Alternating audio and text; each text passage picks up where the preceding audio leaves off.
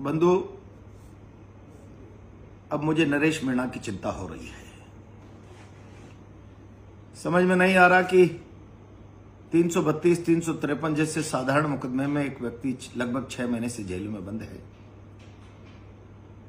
ऐसा लगता है जैसे कोई उसने राजस्थान में इससे पहले इससे बड़ा अपराध कभी हुआ ही नहीं हो। हत्या जैसे अपराधों में लोग जमानत पर आजाद घूम रहे हैं, अपराध कर रहे हैं। और मुझे इससे भी ज्यादा बड़ी चिंता इस बात की है कि आखिर मुख्यमंत्री ने एक उम्रदराज आदमी को, उसके विश्वास को कहीं ठगा तो नहीं है। जैसा मेरी जानकारी में आया, मैं तो उस वार्ता का हिस्सा नहीं था, पर मैं जानता हूं राजस्थान की परंपराओं में कोई मुख्यमंत्री के साथ एक उम्रदराज व्यक्ति सद्भाविक वार्ता कर रहा है तो सद्भाविक वार्ता की कीमत लिखित वार्ता से और सशर्त वार्ताओं से ज्यादा होती है। ये समझने का विषय है।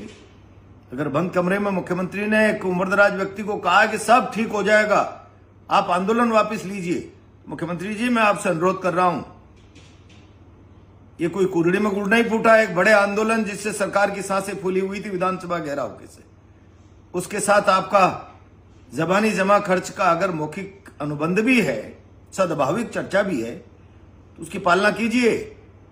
ये ब्रीच ऑफ ट्रस्ट है। एक उम्रदराज व्यक्ति के साथ आपने उसके विश्वास को ठगा है। राजस्थान की परंपराओं पर यह सवाल खड़ा हो जाएगा कि आखिर सद्भाविक वार्ता का, जिसका महत्व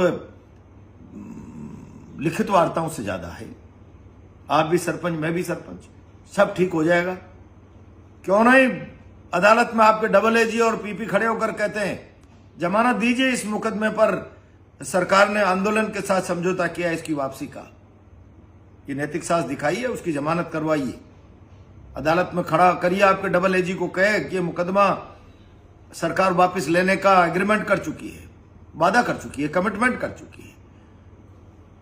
उसके बाद जब सरकार मुकदमा विड्रॉ करेगी, कोर्ट का प्रिविलेज है, मानना नहीं मानना वो अलग विषय है। लेकिन आज अनावश्यक रूप से एक व्यक्ति को इस आधार पर जेल में रोके रखना, मैं समझता हूं ये अन्याय है।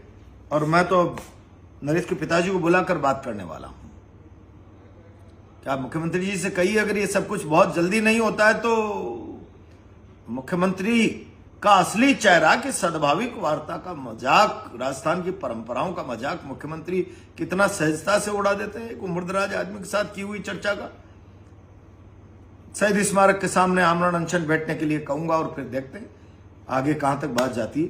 लेकिन ये गलत है। अब मन कुछ विद्रोह करने की स्थिति में आ रहा है। एक बार मैं नरेश